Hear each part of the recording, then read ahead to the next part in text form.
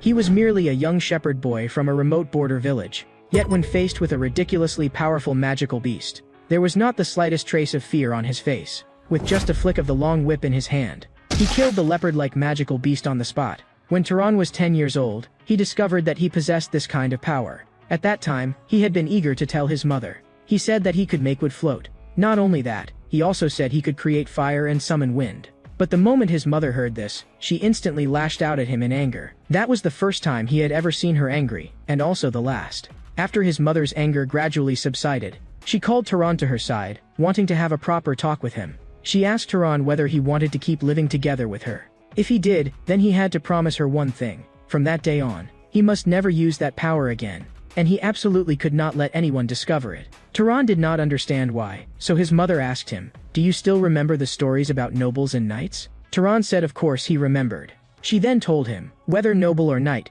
anyone who possessed this special ability would be called a wizard. But nobles and knights were different in essence. Nobles were descendants of the holy people, the Frans, who descended upon the world to save the humans of the old age. As for knights, they were descendants of nobles whose bloodline had mixed with that of humans. So even though they were all wizards, people would still treat nobles and knights separately. And that was exactly why she had to tell Turan why he could not use this power. Because he had inherited his father's knightly power. Outside this town, there were many evil nobles who would treat knights as slaves. So you must remember, you must never let anyone know that you are a wizard. You can promise me that, right? From that day on, for a full 8 years, Turan kept the promise he had made to his mother. But one day, a young man from the village came running to tell the elder. A monster had recently appeared on the edge of the village. That monster was wrapped in pitch-black shadow from head to toe, like a leopard as large as a house. The villagers were all uneasy, but the village chief had already gone into the city to bring back a wizard. As long as the chief brought a wizard back, that monster would surely be subdued. After hearing this, the elder reminded them, "You all must be more careful. Without a wizard, it was almost impossible to kill a monster." The young man replied, "The villagers had already been warned, but not him yet." The elder froze for a moment. "Who is the him you mean?" The young man then told the elder. It was Turan, the shepherd living on Mount Hizaron. At that moment, Turan was lying on a lush green grassy slope, staring boredly at the pale blue sky. The same scenery, the same life day after day. If things went on like this, he would soon forget how to even open his mouth and speak. Just as the boredom was giving him a headache, a voice came. "Poor little brat. The sun hasn't even set yet, and you're already lying here slacking off?" After seeing who it was, Turan directly told him to get lost. "Don't block my sunlight." The man said irritably that Turan had no manners. "Are you still holding a grudge over what happened back then?" "What happened back then?" Turan asked coldly. "You mean when my mother died and you tried to secretly turn my sheep into public property?" The man coughed dryly twice and did not argue. Turan continued, "If that's what you mean, then yes. I'm not that generous. I won't share what my mother left behind with anyone else. Besides, we're not close enough to exchange greetings. Why did you come here? Say it and leave." These words made the old man want to scold Turan on the spot. But Turan's cold gaze cut him off abruptly. The old man averted his eyes, deliberately avoiding Turan's stare. He told Turan that a monster had appeared near the village. It was said to be a leopard as large as a house, and Rop was the one who had discovered it. After hearing this, Turan showed no fear at all. He merely stroked the lamb in front of him and said that it really was troublesome. The old man grew even more puzzled. "You're not afraid? Around here, you're the most likely one to be targeted. I really don't know where you get your nerve from. Anyway, the village chief has already gone into the city to bring back a wizard, so be careful. I'm only warning you because I'm worried about you." The moment he finished speaking, Turan replied coldly, "You are too hypocritical. Why not just say directly that you're worried about the sheep? Why insist on saying you're worried about me? Now that you're done talking, hurry up and get lost. That filthy mouth of yours will only make the air stink if you stay here." The elder trembled with rage, turned around, and walked back the way he had come. In this world, the only beings that could be called monsters were beasts that possessed mysterious powers and magic. If there were wizards above humans, then there were monsters above beasts. For a wizard to come to a remote village like this because of a monster, it seemed Turan would finally get to see a wizard with his own eyes. But if they were wizards brought from the city by the village chief, they might not be anything particularly remarkable, even if they really were wizards. Still, Turan wanted to see with his own eyes what kind of beings they really were. And at that very moment, Turan's keen nose caught a scent. This smell, it was blood. Turan immediately followed the scent of blood. When he reached the source of the smell, he saw that the old man who had spoken with him just now was already dead. He had clearly come to warn Turan to be careful, yet he himself had been attacked first. Judging from the wound, this was definitely not something an ordinary beast could have done. Then it could only be the monster he had spoken of. Turan suddenly sensed movement all around him. As that movement drew closer, he saw with his own eyes the leopard-like monster the old man had described, huge as a house. At the same time, a child at home asked his father, "Can the grown-ups really not defeat that monster?" His father answered, "That's right. If ordinary people like us rush at it, I'm afraid not even our bones would be found again."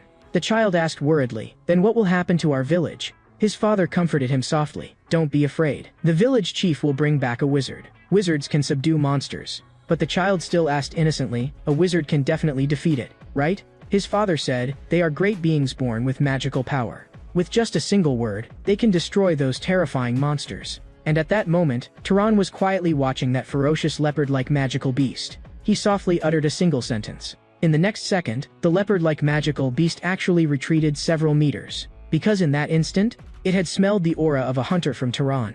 Watching its reaction, Turan muttered in a low voice, "So it doesn't work anymore?" Immediately after that, the magical beast once again viciously pounced on Turan. Turan shouted, "Stop." The leopard-like magical beast was once again driven back several meters by his voice. So it really doesn't work anymore. Otherwise, it wouldn't be unable to stop even after being told to stop. Just then, the leopard-like magical beast raised its sharp claws and smashed them down toward Turan. The golden markings on its face made its savagery utterly plain to see. Before the claws could fall, Turan had already darted to the other side. Seeing how frenziedly ferocious it was, Turan let out a soft sigh.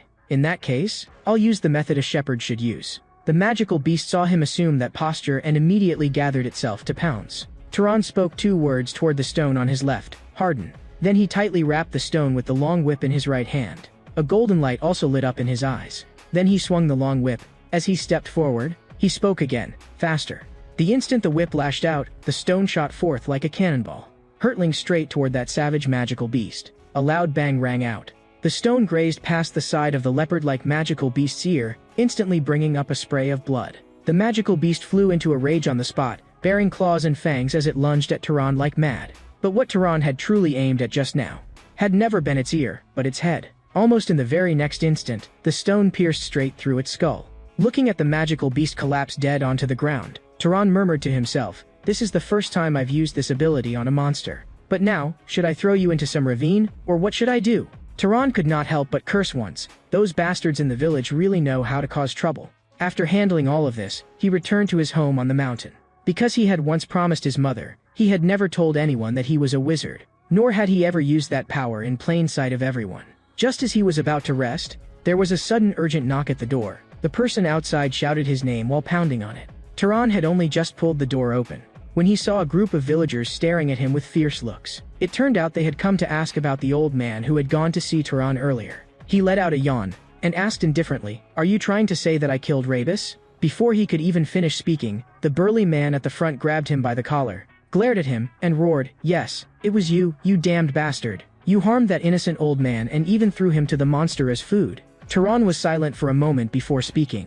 "I understand why you want to pin this on me. You're afraid of the monster and don't dare fight it, so all you know how to do is run. As a result, the oldest man in the village got dragged into it and died. You're afraid others will call you cowards, so you want to shift the blame onto me." The man grew even angrier after hearing this and raised his fist, about to knock Turan down hard. But Turan merely tilted slightly to one side and dodged it. To Turan, magic was the easiest way to solve things. As long as he strongly desired something, it would come true at the cost of consuming magic power. Turan softly uttered the word, "Fall," and someone in the crowd immediately crashed hard to the ground. To suppress them, there was actually no need for flames or any kind of direct attack. Just a little inconspicuous force was enough. It would not go so far as to kill anyone, but it could still pin them to the ground with absolute pressure. This was how, all these years, he had hidden the fact that he was a wizard.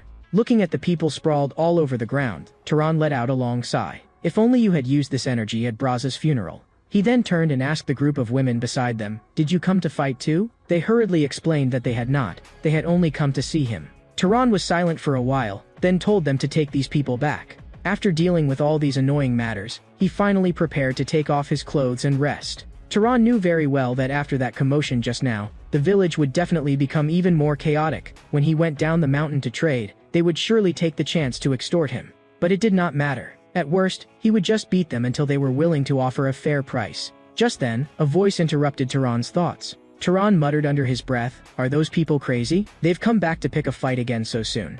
He yanked the door open, about to shout at them angrily. But to his surprise, the person standing outside was actually a middle-aged man. Turan frowned and asked who he was. The man paused for a moment and said, "Forgive my intrusion. I originally wanted to ask you for a favor during my journey, but it seems this may not be a suitable time." When Turan learned that the man was a traveler, he fell silent for a moment. He then apologized, saying that he had just driven away a few unwelcome guests and had thought they had come back again. These formal expressions were all things his mother had once taught him, but because of that miserable village, he had almost never really spoken properly with anyone, which made him feel somewhat awkward. Looking at the man's outfit, Turan grew even more puzzled. Why would a traveler carrying a sword come to such a remote little town? He asked, "Are you looking for an inn?" The moment he said it, he heard the sound of the man's stomach growling. Turan let out a sigh, but still opened the door and let him in. After preparing a little food for him, Turan said that his household was poor and he had nothing much to offer. While gulping the food down, the man said this already counted as a feast. Then he asked Turan, "Have you never seen people from outside the village?" Turan replied, "That's right. I grew up on this mountain from childhood, living only by herding sheep, and there are rarely outsiders in this small town either." Those words made the man lift his eyes toward Turan, finding him very interesting. Because for a shepherd who had grown up here since childhood, Turan was far too familiar with proper manners. The man praised Turan's parents, saying they must have taught him well. Turan said that his mother had taught him all of that, but she had passed away a few years ago. Regretfully, the man made a gesture of prayer and said that having raised such a proud son as Turan, she must surely be proud in heaven. He then thanked Turan once again. Turan said he was only living in the way his mother had taught him, and then asked curiously, "Why did you come running to such a remote countryside place?" The man told Turan that someone had asked him to help, to deal with a leopard-like monster.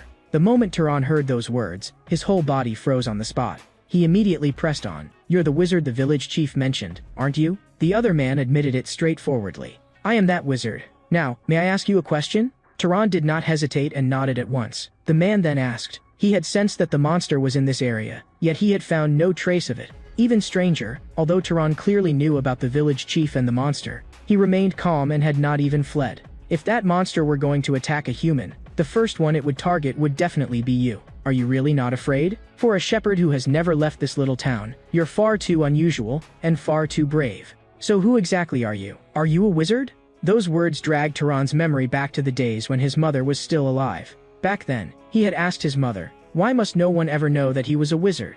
His mother had told him, it was all because of those evil nobles. If nobles are compared to shepherds, then knights are like the dogs raised by shepherds. They may love you as if you were family, but when needed, they will sell you, or even sacrifice you. So I don't want you to live that kind of life. Turan, do you want to keep living like this with your mother forever? If you do, then remember this. Never let anyone know that you are a wizard, especially other wizards. Once they discover it, they will tear us apart, turn you into their sheepdog, and cast you aside whenever necessary. To keep from being recognized, you may even be forced to kill people. At that moment the man asked again, why aren't you saying anything? Did my joke just now go too far? After saying that, he scratched the back of his head awkwardly. Turan was silent for a moment, then apologized in a low voice, saying that he did not really understand humor. The man shook his head and said that he was the one who should apologize. Sorry, I shouldn't have joked like that just now. Turan forced out a slight smile and said it was his first time hearing a wizard make a joke, so he had not reacted right away. But the man said Turan's reaction had been so interesting that he could not help teasing him a little, though it really had gone a bit too far. After saying that, he held out his hand to Turan and said that after talking for so long, they still had not properly introduced themselves. It's a pleasure to meet you. I am the traveler Kane. Turan also reached out and shook his hand. My name is Turan. I'm a shepherd, and I'm 18 this year. Kane casually stated his age, 75. Turan froze for a moment and asked, you don't look that old. Kane said that wizards lived longer than ordinary people and also aged more slowly. Turan then asked him why he had become a traveler. Kane said that he had served the Albion family for 60 years, and later chose to leave, wanting to spend his later years wandering everywhere and living a rootless life. And so, the two exchanged their own stories. For the first time in Turan's life, he was chatting with someone this easily. Without realizing it, evening was already approaching. Kane stood up and said that he should be going. He reached out and placed a silver coin on the dining table, saying it was an Arab silver coin, one of the purest silver coins, and more than enough to pay for the meal. Turan also stood and thanked him. May your hunt go smoothly in every way. Kane walked to the door, then turned back and told Turan that he would probably be staying here for the next few days, so he might come by again to mooch a few more meals. A few days later, as usual, Turan drove the flock up to the hillside to graze, and once they had eaten and drunk their fill, he shouted, gather. At once, the sheep all around raised their heads and moved toward Tehran. Even now, Tehran was still immersed in yesterday's conversation, his mood unusually light. This was the first time he had met a wizard, and also the first time he had talked with someone so freely. Cain always spoke with easy humor, and his way of speaking and breadth of knowledge far surpassed the adults in the village. And over the past few days together, Tehran had also confirmed one thing: Cain really was a good man. In the past, Tehran had always believed that knights were nothing more than merciless towns trained by arrogant nobles. But Tehran did not know how to tell Cain that there was no longer any monster on Mount Hizaral. Meanwhile, Cain was searching the mountain forest for traces of the monster. What made him feel that something was wrong was that clear signs of battle remained here, yet he could not sense the slightest trace of its aura. Could that monster already have been hunted down? But who did it? Or did the village chief give the task to another wizard besides Tehran? He could not help letting out a sigh of relief. He did not care who had killed it, as long as this place was safe, that was what mattered most. But at that moment, Cain suddenly sensed something unusual, and he spun around sharply, looking behind him. A sharp claw instantly came right before his eyes, and the owner of that claw was a hideous monster. A huge wound split open its skull, and tiny fangs had grown around the edges of the wound. Cain's heart sank as he muttered in confusion, "The wraith of a monster? Who on earth did this?" Before he could sort out his thoughts, the monster's claw thrust straight at him, and with a loud bang, it smashed heavily into the spot where Cain had been standing just moments before. A chill ran through Cain. After killing the monster, why had that wizard not absorbed or dispersed the magic power in the corpse? Logically, any wizard who hunted a monster should have known that. Yet he had allowed the corpse to turn into a wraith? Unless, he was just a novice knight who did not know the common rule that if magic power is not absorbed, it will become a wraith. Or perhaps they had some other purpose. But whatever the reason, he had to destroy it now. At once, a golden arrow condensed in Cain's palm, and shot straight toward the monster. But the moment the golden arrow touched the monster, it shattered directly into powder. Cain's pupils contracted. My magic is ineffective? Could its magic power be far above mine? In the next instant, the monster vanished from before Cain's eyes. Cain quickly swept his gaze around, trying to determine where it had gone. At that moment, a string of bubbles rose from his shadow. Immediately after, a grotesque claw suddenly shot out from beneath the shadow. At the very instant the claw was about to hit him, Cain barely reacted in time and narrowly dodged it. Lowering his head to look at the wound on his hand, he was shaken to the core. This was not a level that some mere knight could handle at all. At the very least, only a lower-ranking noble would stand a chance. He had never expected to encounter a monster wraith of this level in such a remote mountain village. Life truly was full of surprises. He lowered his head at once and made up his mind. He would not die like this. Even if he had to die, he would take it down with him. He forced all his magic power into his palm, preparing to pierce its vital point the instant the monster lunged. At the very moment the monster once again formed its claws, Cain was also about to unleash his strongest killing move. And just at that critical moment, a blue light suddenly flashed through the forest, and in the next second, it pierced straight through the monster's head. Cain stared at the scene before him in shock. The wraith that had been absurdly powerful just moments ago had simply collapsed like that. Then a voice sounded by his ear. "Are you all right?" When Cain saw that it was Tehran, he said in a low voice, "The shepherd is a wizard. That kind of joke really can get someone killed." "So Tehran, you really are a wizard?" As he reeled in the whip in his hand, Tehran calmly admitted it. Cain frowned and asked why he had not told him earlier. Seeing Tehran remain silent, Cain changed his words. "Then let me ask a different question. Why did you save me just now? You could have just walked away." Tehran muttered quietly, "Maybe, because I'm kind." He remembered that earlier conversation he had had with Cain. Back then, Tehran had asked Cain why he would go so far. With his abilities, earning much more money would have been effortless, so why had he still agreed to come hunt the monster for the village chief? Cain had smiled. Because they are pitiful people, living in such a remote place, without even basic protection. How could they not be pitiful? Hearing that, Tehran had replied, "But that's not your fault." Yet Cain had said, "Mages are born inheriting the power of the gods, so they ought to protect those who are unarmed." Of course, not all mages think that way, but in his view, every person ought to have their own beliefs and their own way of living. So Tehran repeated the words, "Every person ought to have their own beliefs and their own way of living." But at that moment, the wraith that had already collapsed suddenly sprang up again and lunged at them once more. After the two of them dodged the attack, Cain immediately made Tehran understand clearly, this monster's level was not something they could confront head-on. Unless one was a noble, no one could face it directly. He told Tehran to notify the village chief and evacuate the villagers at once. As for himself, he would stay here and hold it off. He knew he was overreaching, and he had no idea how long he could last, but he still chose to stand his ground. Tehran said only one thing, "It's all right." After saying that, he activated the magic power within him. Watching Tehran's movements, Kane was shaken. So that strike just now had not even been his full strength? A young knight hidden away in the mountains could actually hunt a wight that even nobles had to treat with caution? This was the judgment of the old knight Kane at that moment. Because what he saw before him was neither the bluff of a mountain boy nor the reckless impulse of a fugitive knight. What entered his sight at that moment might well become the beginning of something that would overturn the world of wizards. The stones on the ground around them slowly rose into the air under Tehran's control.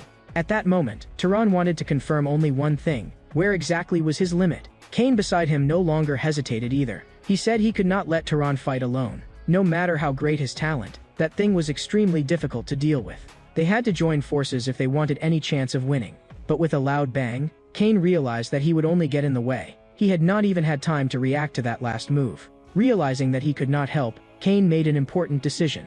To let Tehran's talent fully bloom at this very moment. While Tehran kept dodging the Wraith's attacks, Kane shouted, "A Wraith can't be killed by physical attacks." Tehran immediately pressed, "Then what should I use?" Kane answered, "Fire, or lightning." No sooner had he spoken than Tehran formed a mass of flame on the Wraith's body, but the fire failed to stir even the slightest effect. Tehran said in a low voice, "This is completely useless." Only then did Kane realize that Tehran did not even understand the most basic common knowledge of wizards. At that moment, a terrifying suspicion flashed through Kane's mind. Could this Wraith have been left behind after Tehran killed the monster? If so, that would mean Tehran had never absorbed any magic power in his entire life. Kane immediately told Tehran, "Don't let the fire cling to its body first. Compress the flames into a ball, then shoot it out." In the next second, a small fireball formed in Tehran's palm. Tehran raised his hand and pointed toward the sky, and the small fireball suddenly began spinning faster. Then he stepped forward with his left foot, and hurled the fireball fiercely at the monster with his right hand. With a bang, the Wraith's entire body instantly burst into roaring flames. From not far away, Kane immediately shouted, "Don't relax, keep pouring in magic power, and burn this Wraith until not a trace of it remains." Tehran did as he said, letting the blazing fire continue devouring its form. Watching this, Kane finally let out a breath of relief. They had won. That powerful Wraith, one that required at least noble-level strength to contend with, had been dealt with just like that, and it had been done by a shepherd boy from a remote mountain village. Kane then urged Tehran, "If you don't want to encounter another Wraith, absorb its magic power at once." Hearing that, Tehran asked him how to do it. Kane said, "Stand in front of the corpse and imagine pulling something into your body." Tehran slowly closed his eyes and imagined it as Kane instructed. Strands of green light rose from the monster's remains and flowed into Tehran's palm. The moment Tehran opened his eyes, he felt as though a strange and powerful force had been poured throughout his body. And Kane, standing behind him, spoke as well. "Do you feel a kind of pleasure welling up from inside your body? If I hadn't seen it with my own eyes, I would never have believed it. This is actually your first time absorbing magic power. After awakening, magic power grows slowly with age, but the fastest way to increase it is to kill monsters or wizards and absorb their magic power." That made Kane find it hard to believe. Without ever having absorbed any magic power, Tehran had still been able to wield magic of that level. Such talent was simply terrifying. Kane called out Tehran's name. "I apologize for my earlier rudeness. May I ask, which family do you come from?" The words "which family" left Tehran confused, but he still reminded Kane, "You should deal with your wound first." Only then did Kane remember that his arm was still bleeding without stopping. After returning to his dwelling, Tehran simply bandaged his wound for him.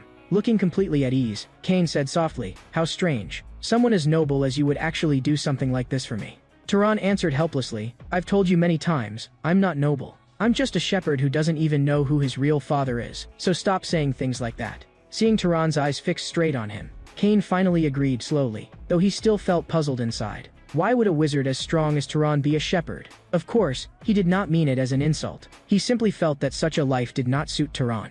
Tehran told him that it had been his mother's dying wish. From as far back as he could remember, she had made him live that way, until the very moment she passed away. Kane listened in astonishment, completely unable to understand why she would leave such a wish behind. Then Tehran seriously explained it to him using the very words his mother had once given him. Looking at him, Kane said, "Your mother's decision was very wise." Those words stunned Tehran. He had thought Kane would say it was merely overprotection, but Kane denied that. Wizards truly possessed great power, but power inevitably invited conflict. More than 20 years ago, several noble families had erupted into a great war. The Albion family, whom Kane had served, had once gone to war with the Zahar family, and far too many people had died in that conflict. Of the more than 3,000 Albion knights who fought in that war, over 900 were killed. Even crueler, every person close to Kane had been among those 900. His friend always said that after the war he would open a laundry shop. His teacher was always scolding him, saying he still had a long way to go. And his beloved wife and son,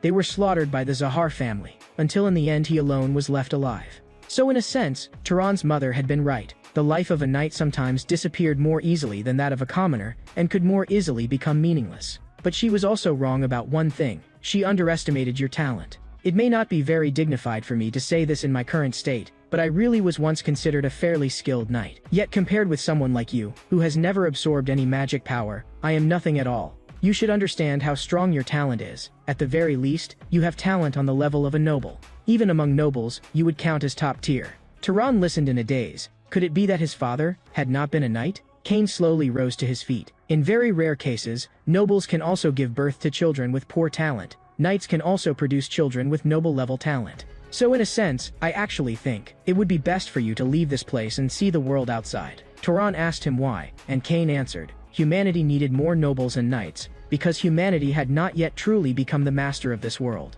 A long time ago, the other races banished by the gods were still waiting in the shadows for a chance to return. But the nobles of today care only about fighting among themselves. That is why this age needs powerful and kind nobles like you even more. Of course, the most important thing is, you probably aren't satisfied with being only a shepherd anymore, are you? Turan was silent for a moment, then asked him, if he left the mountain, what could he gain? Cain said, that depends on what you want. Fame, power, or friendship, those things are hard to obtain here. You could travel everywhere as I do, eliminating monsters that threaten humanity. You could also become an adventurer exploring the unknown, or be adopted by some family and step onto the path of power. Only then did Turan truly understand what Cain meant. Those things really were more attractive than herding sheep every day. Turan thanked Cain. This was the first time he had felt genuine curiosity about the outside world. Cain said he would support whichever path Turan chose. Then he asked Turan, what is your bloodline ability? Seeing Turan's face full of confusion, Cain seemed to remember something and immediately added, sorry, I keep forgetting that you actually don't understand magic. A bloodline ability was a trait that nobles inherited from their ancestor, the Freyans. Whether or not one had a bloodline ability was also an important standard for distinguishing nobles from knights. He formed a small fireball in his palm and asked Turan, when you use magic, is there any kind of spell that comes especially easily to you? Or do you have some particularly unusual ability? After hearing that, Turan began sorting through the possibilities Cain had mentioned in his mind. Then he told Cain that his sense of smell was very sharp, and that he was especially accurate at throwing stones. Cain said that if his sense of smell was abnormally strong, then it was very likely a bloodline ability. Skill with projectile weapons was one of the Albion family specialties, but that was actually considered a very common talent. Cain continued asking for more specific details, but after Turan finished explaining them, he saw Cain's expression darken at once. What is it? Cain said quietly that he might know which family Turan's bloodline was closest to. It was a powerful family, known as pursuers, and also as hunters, Zahar. It was also the same family that had once slaughtered the Albion family in war. Those words left Turan frozen on the spot. He had never imagined that his family was actually Zahar, the very family that had killed all of Cain's loved ones. For a moment, Turan did not know what he should say to Cain. Should he apologize? But those acts had been committed by relatives he had never even met. To him, they were almost the crimes of strangers. Cain suddenly spoke. Turan, you don't need to make that kind of face. You did not personally take part in that war. Turan understood what Cain meant, yet still did not know how to respond. Cain put on his usual restrained smile again and said that this was the predicament of adults. If people always wanted to wash blood with blood and repay hatred with hatred, then conflict would never end. Turan asked Cain, then regarding his wanting to go down the mountain, did Cain feel no regret? Cain patted Turan on the shoulder and said, if you go down the mountain and pursue power, then in the end you will very likely join the Zahar family. Someone with your talent is bound to attract attention. But I trust your character. You saved me and even exposed the identity you had meant to hide all your life. So I believe that if you enter Zahar, and even rise to a high position, then perhaps you could instead prevent the next terrible war. But you do not need to force yourself to decide right now, and you still have not decided to join Zahar. At that moment, Turan said that he thought he might have made up his mind, and that he wanted to try going down the mountain. But not yet, he would leave after Cain's injury had improved somewhat. Cain said it was only a scratch, but he did not refuse Turan's kindness. From that day on, Cain taught Turan the basics of magic every day. To cast magic, one first had to possess magic power. Magic power was the key that opened magic, but keys also had types, and whatever kind of magic one wanted to use had to be matched with the proper kind of magic power. Turan asked what the standard for matching was, and Cain explained. It is mainly determined by three things: bloodline, affinity, and causality. The first is bloodline. It depends on the blood you are born with, and this applies to most nobles who are not knights. For example, it would be difficult for you to heal my wound. But for someone of the Southern Levista bloodline, even without training, it would be easy. That is the power brought by bloodline. After hearing that, Tehran asked at once, "Then what about the second one, affinity?" Cain stood up and said that affinity could be understood as proficiency. As for the last one, and the most important one, causality, even Cain himself did not fully understand it. If you tried to use magic power directly to kill me, what would happen? Tehran said probably some light would appear over his head, and then nothing would happen. Cain placed his palm on a cup and said that this was exactly what it meant to lack causality. When the result you want has no corresponding cause, or the goal you want to achieve is too difficult, this kind of thing happens. These explanations made Tehran understand many things at once, and he told Cain that he thought he roughly understood what causality was. If Tehran wanted to kill Cain, then rather than spending magic power to wish for death, it would be better to provide a concrete cause, such as burning Cain to death with fire. Cain could not help praising him. To learn causality this quickly, such talent was well suited to becoming a scholar. Then Tehran asked, if he could control ordinary animals freely, what conditions would be needed to control magical beasts? And so, they kept discussing and reasoning things through. Tehran had never expected learning magic to be so difficult. An outstanding wizard not only had to know how to use magic power, but also had to understand the principles behind it, and know when to use it and how to use it. Remembering something, Tehran asked Cain again, did the Zahar bloodline also have special magic? Cain did not hesitate, and directly said that it specialized in stealth and tracking. Then told Tehran to try it right away. Tehran closed his eyes and imagined inwardly, as if suppressing even his breathing, not being seen, making no sound, and leaving no detectable scent. In the next second, Tehran's figure began to fade, and vanished from before Cain's eyes on the spot. Cain spoke to confirm it. You succeeded. I can't see you now. After a while, Tehran's figure gradually reappeared. Cain could not help murmuring, this ability is still just as dreaded. During the war, it was what Albion knights feared most. It is indeed powerful, but remember, it is not invincible. Now, I will teach you some ways to train your magic. Tehran, however, asked him, why are you teaching so much to a wizard from an enemy family? Cain said it was because Tehran had saved his life and treated his wounds. Most importantly, Cain trusted Tehran's character. Not long after, when the village chief learned that Tehran was going to sell off his flock and leave the village, he was stunned. He questioned Tehran. Why had he made such a decision on his own without discussing it with them? If Tehran left, who would herd the sheep in the future? Tehran replied directly, they could just find another shepherd themselves. What did it have to do with the village if he was dealing with his own property? In any case, I will only accept a fair price. If you refuse to buy, then I will release all the sheep and leave. You can go catch them yourselves, but I guarantee that it will be a lot of trouble. The village chief knew very well that Tehran was the sort of person who always did exactly what he said. If he truly enraged him, the village would gain nothing from it. So in the end he still took out the money. After everything was settled, Tehran prepared to leave this place together with Cain. On the road, Tehran asked Cain, don't those villagers still owe you payment? If you want, I can go get it back for you. But Cain said that he had not planned to take any payment in the first place, not to mention that the one who killed the magical beast had not been him, but Tehran. We'll part here. Sorry, but I refuse to travel with you. I'm more used to going alone. Looking at him, Tehran said, it's all right. I should be the one thanking you for your guidance instead. Cain smiled warmly and told Tehran to take care on the journey. Tehran also told him to take care, and said he hoped they would meet again someday. And so, the boy kept watching Cain's departing figure as he went farther and farther away. Only much later did he understand why he had respected the old knight so deeply. Even though his mother had never failed to give him love, deep in the boy's heart, he had still longed for someone who could appear like a father. A few days after parting with Cain, Tehran, traveling alone, entered a desolate wasteland. The air was full of fine sand, and his field of vision was being swallowed away bit by bit. At that moment, Tehran saw a group of peddlers traveling from village to village, so he decided to go over and ask for directions. He walked up and asked directly, how do I get to the nearest city? The old man at the front told him, if he kept following the road they had come from, he would reach a city called Murray. After memorizing the direction, Tehran thanked him. But before he had even taken 2 steps away, the group called out to stop him. You think you can just leave after asking for directions? Don't you plan to give us something in return? As soon as those words fell, several of them drew their swords at the same time, forcing Tehran to put down the bulging pack on his back. Tehran frowned. Are you robbing me? The leader sneered, robbing you? Yes. This is the wasteland. Nobody cares if a few people die here. We're still willing to talk nicely for now, so take off the bag. Don't force us to kill you first and strip it off afterward. That would be more troublesome and bloodier. Tehran's eyes instantly turned cold. He remembered the magical principles Cain had taught him, and instead showed a faint smile. "You want to use me for practice?" Those words brought out a burst of laughter. "Listen to this lunatic. He really thinks he's some wizard." Tehran raised his palm, and the moment he uttered the word wind, several bodies were lifted straight into the air. Tehran thought to himself, Cain was right, giving magic a clear cause could greatly reduce consumption. With just a little magic power, he could create such powerful wind pressure. He then uncorked his water skin and drew the water out with magic, forcibly enlarging, compressing, and solidifying it into a mass. In the next second, several ice spikes formed around Tehran.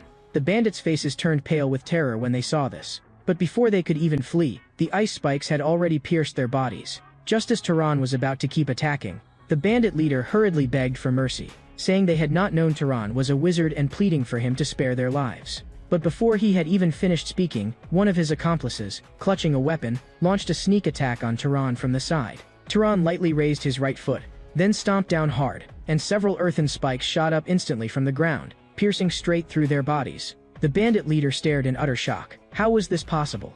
And just like that, it was over? Tehran told him he had a question to ask. Because of the one-sided crushing defeat he had just witnessed, the bandit leader no longer had any will to resist. He simply dropped to his knees and said he would answer anything. "Why did you attack me for no reason at all? Did it never occur to you that someone traveling alone might also be a wizard like me?" The bandit leader answered at once, because Tehran had lowered his head. They had treated him so rudely, yet he had lowered his head to thank them, so they had assumed he was just an ordinary person. After hearing that, Tehran thanked him as well, because it had taught him something very important.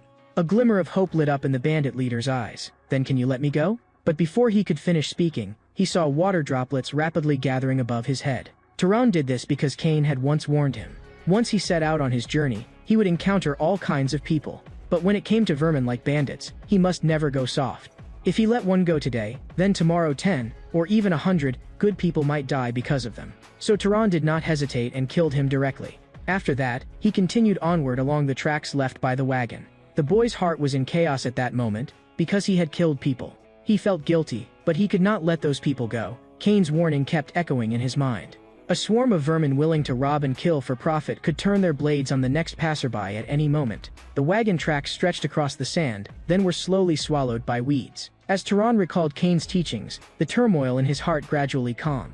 Then, he stepped into a brand new world. Tehran was stunned. So the Murray the bandit leader had spoken of was actually the city before his eyes. He looked around curiously. This was the first time he had seen so many people gathered in one place. And the buildings here were nothing like the ones in the village. The unfamiliar surroundings left Tehran unsure where to go next for a moment. Soon he remembered Cain's words. If you want to rest in an unfamiliar place, look for an inn. Whether in a village or a city, there would always be one. So Tehran turned and asked the fruit vendor at the nearby stall. At first, the vendor politely asked what he wanted to buy. But the moment he heard that Tehran was only asking for directions, his attitude changed at once and he told him not to block the stall if he was not buying anything.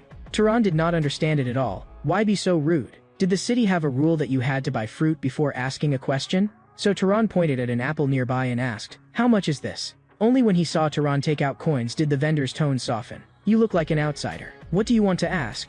Tehran placed a silver coin in his hand and asked where he could find an inn. The man said to go straight along the road behind the cloak shop, then turn left, and he would see a building with a blue roof, which was the largest inn in the city. Tehran entered the inn and met one of the staff there, Lena, who welcomed him with a smile. Tehran asked how much it cost to stay one night. Lena clasped her hands together and said brightly, 16 dublins. After confirming the price, Tehran paid. Then he asked her whether there were any monster bounties nearby. He asked this because he needed to hunt monsters and absorb magic power, and Cain had also told him that taking bounties not only made one stronger, but also earned money. Seeing Lena remain silent, Tehran asked again. But Lena calmly said, "Sir, there is nothing in this world for free." Tehran immediately handed her a few more coins. Only then did Lena tell him, if he wanted to take bounties, he should go to City Hall. That place handled all kinds of public affairs, and the staff there were all employed by the city lord. But the sun has already set, so it's probably closed by now. If you want to take monster bounties, go tomorrow. Lena then asked curiously, "Are you a monster hunter too?" But Tehran had no idea what monster hunter meant. So Lena explained, "Some people say that ordinary people can become wizards as long as they kill monsters. Are you trying to become a wizard too? Though most of that is probably just a lie." At that moment, a hand rested on Tehran's shoulder. A man spoke. The rumor was not false. Becoming a wizard by killing monsters was absolutely real, and he had seen it with his own eyes. Lena looked at him in surprise. "Midden, you're actually still alive?" Midden answered, "Didn't I say so? Until I become a wizard, I won't die." Taran brushed his hand aside and asked directly, "If an ordinary person kills a monster, can he really become a wizard?" Midden told him, "For a wizard to grow stronger, he had to kill monsters. Likewise, if ordinary people killed monsters, they too could become wizards. And the four of them were hunting monsters for exactly that reason, to become powerful wizards." Taran pressed further, "Had anyone succeeded yet?" Midden scoffed. "How could that be possible? In this city, only the Lord and his 3 subordinates were wizards. And besides, you say you want to hunt monsters? With equipment like that on you? That's way too shabby." Taran did not argue, because what the man said was indeed true. The only weapon he had that looked halfway decent was a slingshot, and at most it could only hit something about the size of an egg. Even so, Midden still invited him, saying their team was short one shooter. If Taran was willing, he could go hunting with them. But Taran refused directly, because he had no reason at all to have to go with them. After lying down on the bed, Taran thought back on the day's experiences. The outside world really was chaotic. Even now, he still could not quite believe that he had already left the village. And perhaps because of that, he felt even more curious about what would come next. Just then, he heard a knock outside the door. Taran sat up on the bed and asked, "Who is it?" Before parting, Cain had reminded him that even while staying at an inn, he must never let down his guard. A city was not absolutely safe either. So Cain had repeatedly warned Taran to act carefully. Not daring to be careless, Taran secretly gathered magic power in his left hand and reached for the door with his right. The moment the door opened, he saw that the person outside was actually Lena from earlier that day. Lena asked whether he had gone to sleep yet, saying that she was worried the room was cold and wanted to come help him warm himself up. Taran frowned and asked what she meant by that. Lena said directly that she meant exactly what she said. As long as he paid a little extra, she was willing to do anything. But Taran said, "What if he did not want anything at all?" Lena did not believe him, telling him not to pretend. She could tell just by looking at his face. But when she looked up and met Taran's eyes, she found him calm and rigid, as steady as stone. She froze on the spot. This too had been one of Cain's warnings. When dealing with women like those in inns, one had to remain cautious at all times. Because many people carried diseases. A wizard's body was strong, so he might not suffer much himself. But once infected, if he then went to another girl, he would end up harming others. So Cain had repeatedly reminded Taran, "Do not let desire drive you into doing something you would regret." This made Taran feel that surviving in a big city really was not easy. Whether it was the fruit stall or Lena, everyone was like this. Even a single sentence, even a piece of information, had to be priced first. The rules here were as cold as iron. Taran keenly heard voices coming from the stairway. Someone asked Midden, "Boss, why did you want to bring that kid along earlier? Honestly, he doesn't look like he'd be of any help." Another person chimed in, "That guy's pretty arrogant too. We'd be better off using him as bait for monsters." But Midden said, "He reminds me of myself when I was young. I heard he wants to hunt monsters with that kind of weapon, so I'm a little worried. There's not much I can do, but at the very least, let him live a little longer." Hearing those words from the bed, something stirred in Taran's heart. Perhaps this city was not made up only of cold and ruthless people. The next day, following the directions Lena had given him, Taran arrived at City Hall. The clerk responsible for registration looked up as he approached and asked, "What do you need?" Taran stated his purpose directly. He wanted to hunt monsters and take on a bounty. In truth, Cain had already warned him. This world would not show kindness to anyone for no reason, nor did it need to. If you wanted people to treat you well, show them that you were a wizard. Ordinary people would naturally bow their heads. When the City Hall worker handed the bounty notice to Taran, he casually added, "Your life matters more than anything. Just take a look, bring it back after you're done." Even though Taran read it very carefully, the worker still did not think he could really kill a monster, but he still reminded him, if he truly did kill it, then he had to bring the corpse back to the city. Because if a wizard did not disperse the remaining magic power, the corpse would become a wraith. According to city law, killing a monster and then leaving the corpse outside without dealing with it would be punished by execution under the highest penalty. Actually, even without being told, Taran understood how terrifying wraiths were. There was no way he would make the same mistake again. Still, Taran asked in confusion, "Weren't knights supposed to hunt monsters?" The man gave a helpless sneer. "Do you think knights have nothing better to do? Knights have to maintain order inside the city. As for those monsters outside the city, that's for bastards like you to deal with." Watching Taran's figure slowly walk away, he muttered under his breath, "He's gone? Looks like there'll be another corpse outside the city." Not long afterward, Taran brought the monster from the bounty straight back. The worker looked utterly incredulous. "Impossible. How could this happen? How did you bring it back so quickly? Did you really kill this by yourself?" Tehran nodded calmly, then asked how he was supposed to collect the reward. Another clerk immediately ran to the counter, took out the reward money for the three-legged crow, and stuffed it into Tehran's hand. But even after paying him, they still stared at the nearly intact monster corpse, their eyes full of disbelief. When they saw that Tehran had not left, they instead wondered why he was still standing there. So Tehran asked whether there were any other monster bounties. They stared at him in shock. "You still want to keep hunting?" A few days later, Lena was so excited she seemed like a different person, laying out a whole feast for Tehran. She could never have imagined that someone like Tehran could kill 30 monsters in just 3 days. "You must have made a lot of money, right?" But Tehran said money was not his only goal. More precisely, what he wanted was the monster's magic power, and because of that magic power, he had grown stronger. Compared with when he first met Cain, his magic power had surged several times over. Tehran looked at his own palm, and he knew very clearly that he had reached a critical point. If he kept farming those weak monsters, it would probably be hard for him to grow any stronger. At that moment, Lena's cheeks flushed red, as if she wanted to say something to Tehran. But when she looked up, she realized that almost all the food on the table had already been eaten by him. Tehran looked lean, but his appetite was astonishingly large, and even the cook was pleased to be feeding him. It had been a long time since he had made so many dishes. Just as Tehran had finished eating and was about to return to his room, a large hand suddenly grabbed the back of his collar. The man lowered his head and stared at Tehran. "Eating that fast? I hear you've made a lot lately. How about taking it out and sharing it with everyone?" Before he had even finished speaking, Tehran raised his hand and struck him across the face with a chop of his palm. The man screamed on the spot. Tehran stared at them. "Didn't you want money? Then come and take it." Another man swung a fist at Tehran and cursed him for getting carried away. Tehran twisted aside to dodge it, then answered with a heavy punch that drove the man backward. The first man was completely enraged and grabbed a stool, about to smash Tehran flat with it. But before the stool could come down, Tehran reached out and blocked it firmly. Then Tehran made a flicking motion with his left hand, and with a single flick to the forehead, he sent both the stool and the man flying away together. At that very moment, Lena shrieked, "No fighting in the inn." The arriving Midden immediately apologized to Tehran. "I've already taught those two a harsh lesson. I guarantee it won't happen again. We've really been short on money lately. When they saw you, they probably got jealous." After saying that, Midden told the two men to come over and apologize. Tehran asked him, "Was the situation really that bad?" Midden said they were only short of money for the moment, but in another 3 days, they might not even be able to afford the inn fees. After hearing that, Tehran almost did not hesitate at all and directly took out a bag of coins and handed it to Midden. Midden was stunned and asked why Tehran was doing this. Tehran explained, this was to repay his earlier kindness. At the time, Midden had said he was worried about Tehran's safety and wanted to take him along.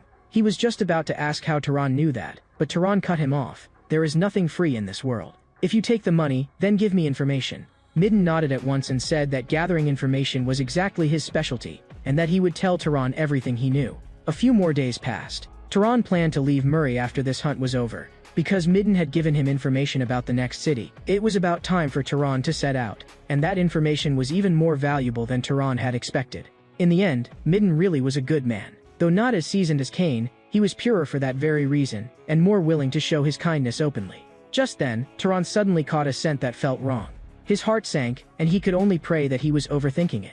When Tehran arrived at a tree marked with monster claw traces, he immediately swept his gaze around in vigilance. In the next second, he saw a bloodied, mangled person leaning against the trunk. Tehran frowned. Wasn't this one of Midden's companions? At that moment, he understood. His earlier worry had already come true. Looking at the corpse, which had clearly been dead for quite some time, Tehran said in a low voice, "What exactly happened here? Where is Midden?" From behind another tree trunk, a man spoke in a trembling voice. "A rabbit, it was a rabbit." Tehran immediately saw the monster rabbit in the distance gnawing on a corpse. The monster rabbit was covered in stiff, goat-like fur, and sharp fangs had grown from its ears and limbs. Tehran instantly raised his guard. In the next second, the monster rabbit charged straight at Tehran, and Tehran immediately dodged aside. Still in midair, Tehran was startled inwardly. That speed is insane.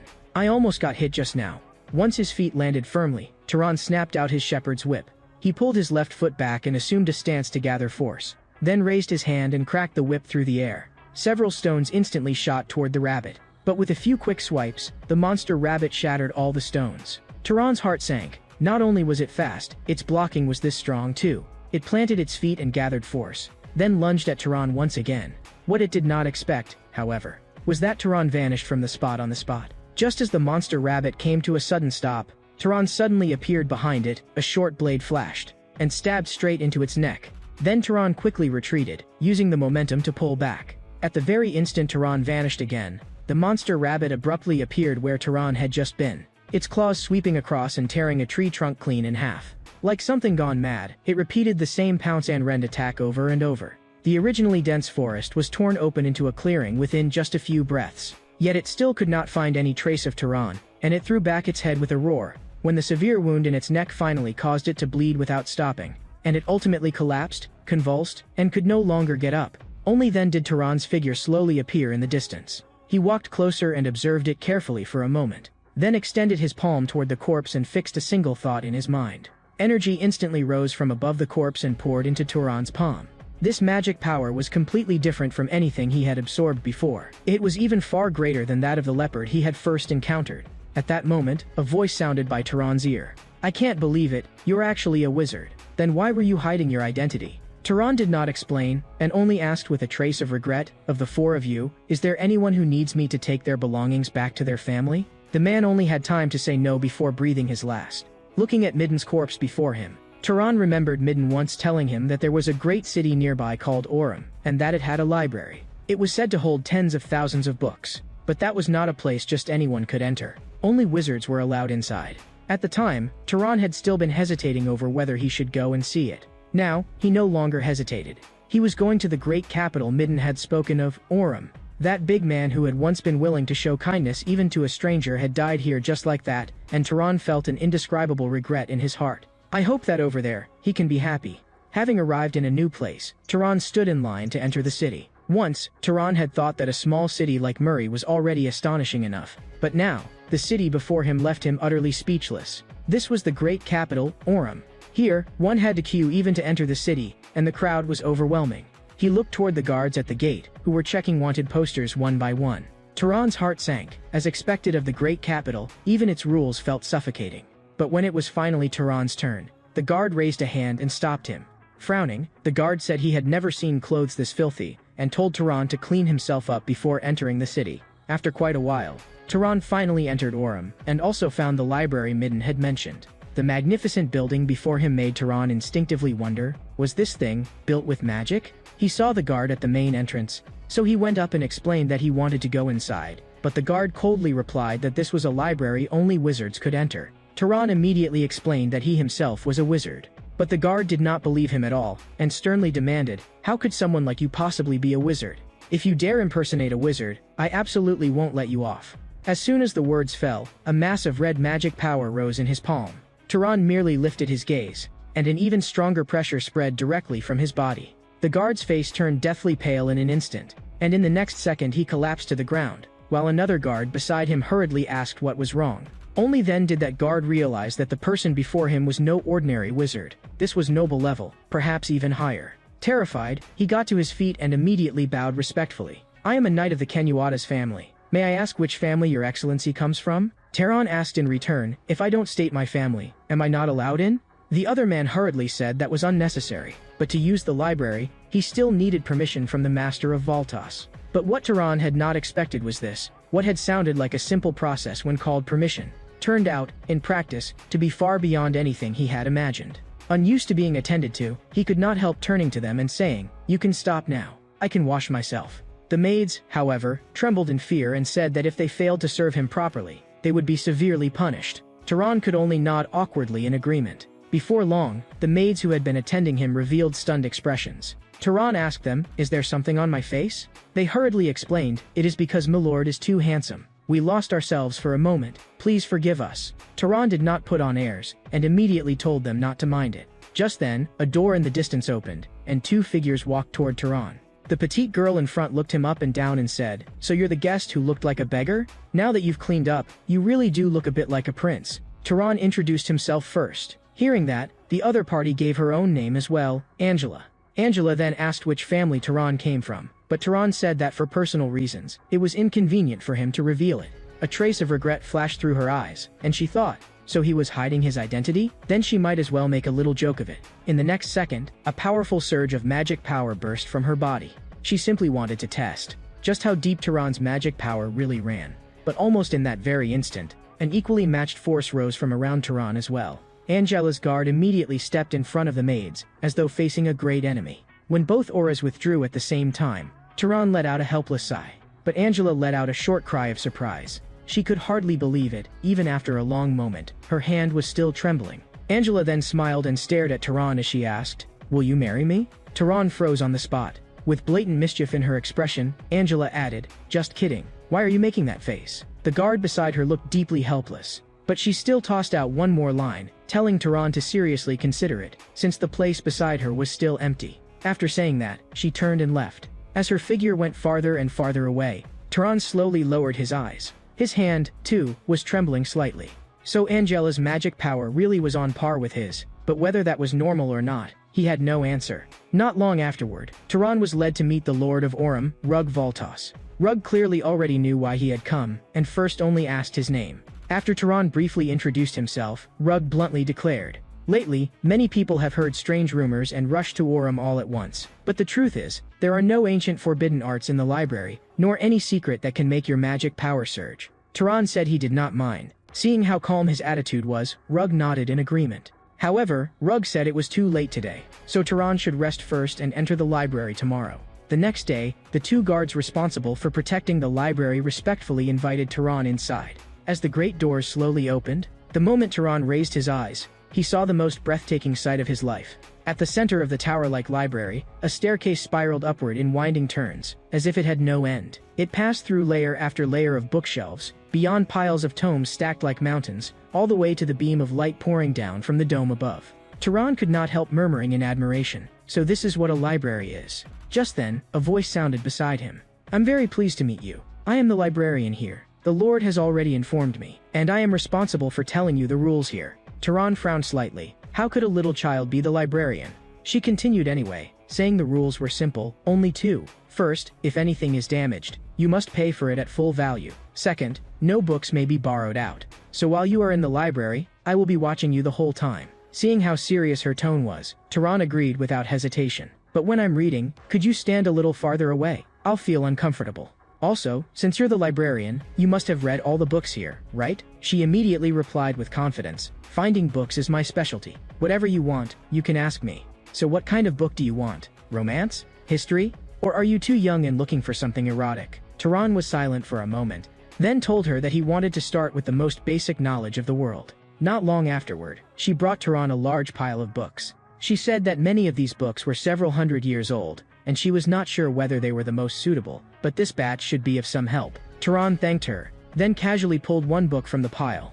As his fingertips brushed across the rough cover, that smooth yet cool touch made Tehran tremble slightly. So this is what a book is. After reading for only a short while, Tehran increasingly felt that books were practically magic. After that, the boy repeated the same thing every day, quietly reading in the library. Book after book, he gradually came to understand the geography of the world, the ways different races lived, the etiquette of wizards, the making and processing of various items, and even the monsters and ruins of the old age began to grow clear. As knowledge kept piling up, the world in the boy's eyes, that place which had once been chaotic, unfamiliar, and impossible to name, was being illuminated little by little. From then on, mountains and rivers had names, races had origins, and even the wind brushing across his face seemed to carry messages that could be understood.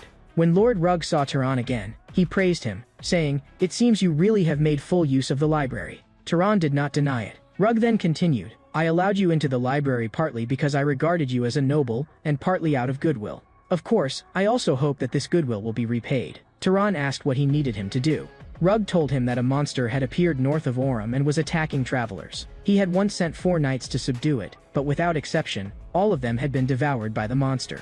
So a noble had to act personally, yet the family currently had only 2 people they could deploy, and that was the repayment Rug wanted. He asked what kind of help Tehran needed, but Tehran said he did not need any reward at all. Still, he felt that something was not quite right. Ordinarily, a noble-level wizard would not personally deal with this sort of matter. Seeing his doubt, Rug explained that monster had blocked the northern road, and that road was Aurum's most important trade route. The matter had already dragged on for 10 days, and he had to reopen it as soon as possible. Tehran immediately understood. 10 days earlier he had not even arrived in Aurum yet, and this was the real reason why Rug had so readily allowed him into the library. The next day arrived, and Tehran followed the group out through the city gates. Angela, walking at the front, lazily stretched. "Father really knows how to scheme." To actually drag a guest along to hunt monsters, are we really that unreliable? After saying that, she looked at Tehran and said she was not blaming him, only complaining that her father was taking things too seriously. Someone beside her wanted to remind her to watch her wording. Angela gave him a look, and he immediately fell silent. Then the man turned to Tehran and briefly introduced himself, saying his name was Marvin Valtos. Angela idly kicked at the stones by her feet, muttering that they should hurry up and finish this so they could go back and rest. Marvin, standing beside Tehran, suddenly asked whether Tehran was interested in his sister. When Tehran said no, Marvin smiled. Then I can rest easy. At that moment, the man scouting ahead came back with a report. When the group went over to look, they found a shadowed carriage. The scout guessed that the monster had likely left the wreckage there on purpose, just to stop anyone from going north. After observing it for a moment, Tehran identified the monster immediately from a handprint on the pile of wood.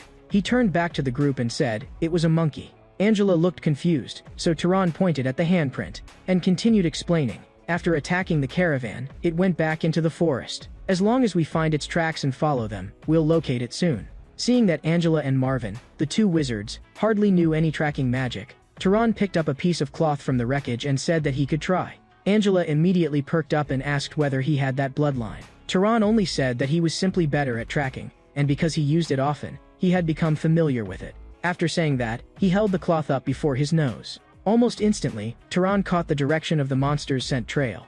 He raised his hand, pointed in one direction, and told the group to follow. Before long, when they reached a stream, Tehran spoke again. The monster had stopped here, and it had probably washed itself. Angela was shocked. Monsters would actually wash themselves to avoid being tracked? Tehran calmly replied, "It might also just have wanted to wash, so it did." Suddenly, Tehran whipped around and shouted sharply, "Watch out behind you." No sooner had the words fallen than a gigantic monkey bent low with a furious roar, and scooped up a huge handful of stones. The soldiers had not even had time to scatter. Before the stones rained into the crowd like a storm, and in an instant 7 or 8 soldiers were killed on the spot. Tehran also moved quickly through the rain of stones, dodging at speed. When the barrage briefly subsided, he immediately looked toward Angela's side. He saw that Angela and Marvin had almost simultaneously used soldiers' bodies to block the attack, then thrown those soldiers aside like trash.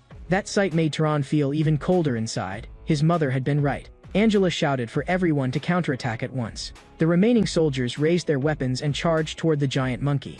But before the soldiers could even reach it, the giant monkey turned and ran. Angela and Marvin immediately gave chase, but the monkey was too fast, and they simply could not catch up. Just then, Angela was suddenly startled by something flying at extreme speed. It was a small stone shot from the rear of the group. It pierced straight through the giant monkey's chest. That scene made both wizards turn around at the same time. Standing in the rear was Tehran, swinging his long whip. Seeing the cold sharpness in his eyes at that moment, Angela finally fully understood. She raised her right hand and softly uttered, "Flame." The power of fire surged from her entire body into her palm. In the blink of an eye, the flames condensed into a burning giant serpent, which lunged toward the badly wounded monkey. With a tremendous boom, the sea of fire instantly swallowed the monkey whole. Something stirred in Tehran's mind. So this is the fire demon bloodline of the Valtos family? The surrounding soldiers finally let out a breath of relief. Was it over? Angela turned to Tehran and said that when that stone had flown past them just now, it had made their skin crawl all over. Marvin provoked her from the side. "Sister, were you scared?" Angela immediately told him to shut up, saying the one who had screamed like a little girl was obviously him. The soldiers also began resting on the spot. Just now, that round of bombardment had injured them badly, and some had even had an entire arm smashed off. Looking at that miserable scene, Tehran thought, this time, they had been lucky that there had not been even greater casualties. The only ones truly dead were the 2 soldiers Angela and Marvin had used as shields. Thinking of that, Tehran looked at them once more. The bodies of wizards are far stronger than those of ordinary soldiers, yet they can still use the weak as shields without a second thought. Is this what Mother kept warning me about? Marvin seemed to notice his gaze and asked what was wrong. Tehran only said it was nothing. Angela, however, said, "Come over here too and absorb the magic power with us." Then the 3 of them raised their hands toward the already charred corpse. As Tehran absorbed the corpse's magic power, he also confirmed what had been written in the books. Even when several people absorbed together, the magic power left in a corpse did not decrease because of it. Before long, Angela and Marvin each reached their absorption limit. When they turned back and saw that Tehran was still continuing to absorb, they immediately understood. This was why their father had insisted on bringing him into the group. That earlier precision in projectile attacks, along with a magic capacity capable of contending with Angela's. Just thinking about it was enough to make their scalps go numb. What was more, he was still a noble who had not yet reached the limit of his growth. As the sun gradually set, they too returned to Orm's domain.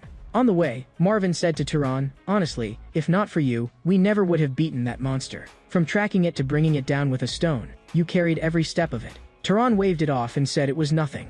What he truly regretted was that he had noticed too late and let that thing strike first, because Turan had not expected the monster to have tracking ability as well. That made Marvin freeze on the spot. Tracking ability? What do you mean? So Turan explained, the awakened abilities of monsters could often be inferred from their outward features. The monkey they had killed had exaggeratedly large hands and red eyes, which were completely different from its original form, so it had most likely awakened the abilities of powerful throwing, as well as long-distance sight or seeing through the forest. Marvin listened in a daze. He could not believe that Turan had thought through all of this in such a short time. Turan, however, said that he had only looked up a book about monsters in the library. That left both of them stunned. Who would ever go to a stifling place like the library? Angela had gone once herself, out of curiosity, but the books had been too obscure, and she had left before even finishing half a volume. So Turan advised them, next time you have the chance, ask the librarian. Maybe she can find something easier for you to read. But the term librarian made Angela look puzzled. She touched her chin and thought for a moment,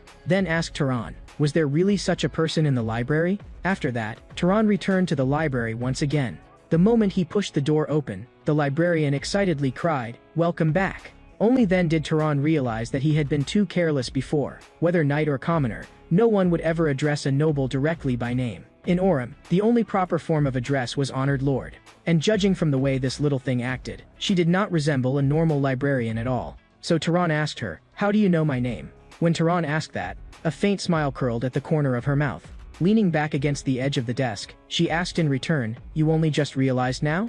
I saw it on your permit. As long as it is within the bounds of this library, there is no blind spot in my sight." Turan stared at her and asked, "Then what should I call you?" She said she did not actually have a name, and Turan could call her whatever he liked. He could even call her something cute, like my beloved. But Turan replied flatly, "Then I'll just keep calling you librarian." She narrowed her eyes. "Why are you suddenly being so polite? It's making me a little embarrassed. Just a few days ago you were ordering me around, telling me to find this and that." Seeing her lean closer and closer, Turan immediately stepped back a few paces and said he had never done such a thing, "And don't come so close. It makes me uncomfortable. But I do have a question. Are you a wizard from the old age?" She answered Turan that from the very beginning, she had never been human, and was more like a kind of spirit. If she lodged herself in a living thing, she would become a living being. If she lodged herself in something neither living nor dead, she would become a ghost. In other words, this library was her body. And this current appearance existed only for communication. In essence, it was generated according to the user's preferences.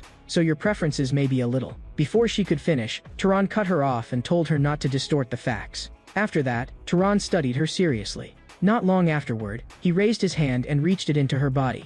She froze on the spot and asked where exactly Turan had just touched, because it felt strange. Realizing what he had done, Turan immediately apologized awkwardly. But her mood darkened, and she said Turan simply could not understand how frustrating it was to be unable to touch others at all. If she could do it, she would punish every careless bastard who took books away. That line only confirmed Turan's suspicion even more. The Voltas family, and even everyone else who had ever used the library, knew nothing of her existence. She did not deny it, only saying that until now, not one of those people had possessed the qualifications to sense her. Her creator had imposed a restriction. Only those whose type completeness exceeded a certain standard could perceive her. Don't you think it is romantic? A me that only you can see. But Turan could not understand at all what she meant by type. What exactly was that supposed to mean? So she explained, it was one of the terms wizards used for bloodline. The moment he heard the word bloodline, Turan immediately pressed her. Then what exactly was his bloodline? She had been about to tell him to ask his parents, but Turan told her that he had long since been an orphan. She licked the corner of her lips. "If you allow me to examine your body, I can help you take a look." That sentence frightened Turan so much that he stepped back 2 full paces. And his reaction instead made her reveal an eerie smile. In the next moment, she thrust her hand directly into Turan's body. While groping around, she muttered incomprehensible words under her breath. After quite a while, she finally told Turan. There were some fragmented traces, but the largest main part was the bloodline of the pursuer and the hunter, the very mark of the Zahar family. Right after that, she sensed another bloodline as well. So it was mixed? Turan froze. What did she mean by mixed? She explained that it meant Turan was descended from 2 different bloodlines. But the other bloodline had been locked, so even she could not tell what it was right now. She told Tehran that locked bloodlines were common in bloodline combinations. Once Tehran became stronger, it would naturally unlock. Her words made Tehran think of his mother. With his mother's upbringing and manners, she could never have been a commoner. She was very likely the descendant of some collateral noble branch, only with a bloodline so diluted that it could no longer sustain night-level magic power. After roughly sorting all this out, Tehran sincerely thanked her, but she said, "If you want to thank me, stay another month." After learning her true identity, Tehran no longer read alone in silence, but constantly questioned her about the things in the books. Not only did she not find him annoying, she patiently broke everything down and explained it to him point by point. During this time, Tehran discovered that what she knew far exceeded all the bookshelves here, because over the past 1,000 years, the knowledge from all the books plundered and brought into the library had been carved into her memory. To Tehran, that knowledge was priceless. She made Tehran understand that disease came from microorganisms, and rot from the devouring of bacteria.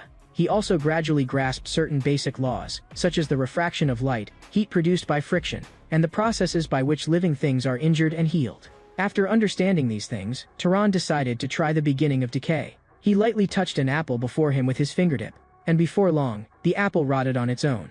That sight made Tehran's skin crawl, not because he could not do it, but because he finally understood that once the principle was understood, the consumption of magic could be reduced much further. From that moment on, the world Tehran saw was completely different from before, and this in turn strengthened his abilities as a wizard. This also explained why certain powerful families monopolized knowledge. If every wizard understood these things, they would lose their advantage. Tehran's words made the librarian realize something, and she murmured softly, "No wonder that as time passed, people's understanding had instead grown lower and lower." At last, Tehran told her that he had to leave, because the master of this city had been openly hinting that he should go. She immediately began crying and fussing, demanding that Tehran take her with him. Looking at her collapsed on the floor, Tehran asked her, could she really leave this place? She said she could not leave, but she wanted Tehran to stay. As long as Tehran did not go, she would take good care of him. Tehran refused her, which made her drift angrily off to one side. In the end, she reminded Tehran that there were still many divine ruins on this land, and told him to visit them from time to time. Perhaps he might encounter a spirit who knew even more than she did. Tehran pushed open the library doors and turned back to tell her that he would come back again. Without turning around, she only tossed out one line, "Come if you want, and if you don't, then don't." Tehran turned and told her not to worry. There were still far too many books he had not finished reading.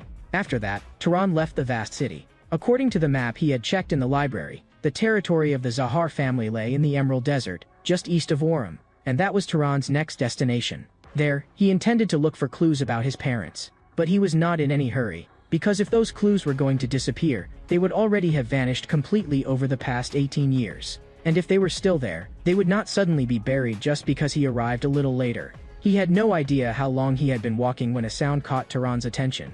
It was the neigh of a horse. He pushed aside the grass and looked over, and saw a strong horse standing stubbornly in front of a person, protecting them. And facing the horse stood two people with purple skin and white hair. One of them said mockingly, "Damn it. For a mere beast to have this kind of strength, looks like we need to find a way in first." As he spoke, he spread his 5 fingers, and purple magic spread from his palm. That eerie magic caused the surrounding corpses to start rising at once. The moment Tehran saw this, he immediately understood. Those two were dark elves, and what they were using was most likely the necromancy described in the books. For a moment, Tehran hesitated over whether to intervene. He did not know whether the fallen people had provoked the dark elves first, or whether the dark elves had struck first. But in the very next second of his hesitation, one of the dark elves picked up a severed arm and stuffed it straight into his mouth to chew. The female dark elf beside him asked, "Whose hand is that?" She wanted one too, but the male dark elf refused, saying she had already taken one just now. Tehran's heart dropped. They were eating people. He immediately activated his invisibility. While the female dark elf was still complaining that human males were too hairy, a stone instantly smashed the head of the male dark elf who was in the middle of swallowing. Purple blood splattered all over the female dark elf's face. The undead beasts that had been summoned also turned into a pool of black water at that same moment. She did not hesitate, and immediately summoned those beasts controlled by necromancy again.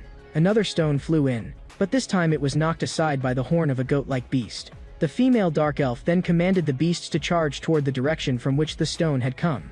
The bull-like beast smashed trees into pieces, but there was nothing there. She instantly realized it. Tehran had hidden himself. Her rage surged, and she activated necromancy again, summoning a fox-like beast, whether by smell or some other kind of perception. That fox-like beast immediately locked onto Tehran's hiding place. She shrieked, "So that's where you are, filthy demon. Immediately afterward, she commanded the remaining beasts to pounce on Turan. Turan spread both hands, and an immense power of flame instantly gathered in his palms. In the next second, the flames blasted forward. But the fire burned only the fox-like beast, while the bull-like beast still charged wildly at Turan through the flames. Turan could only dodge aside at once. The strength of these undead beasts far exceeded his expectations. Fortunately, he had killed one dark elf instantly at the start. Just then, a sharp pain shot through his calf, making Turan's whole body shudder. He turned to look and found that the fox-like beast had bitten into his leg. Without hesitation, Turan kicked it away hard. But the bull-like beast he had just dodged charged at him again. There was no time to avoid it, and Turan was sent flying head-on. The tremendous force made him cough up blood on the spot.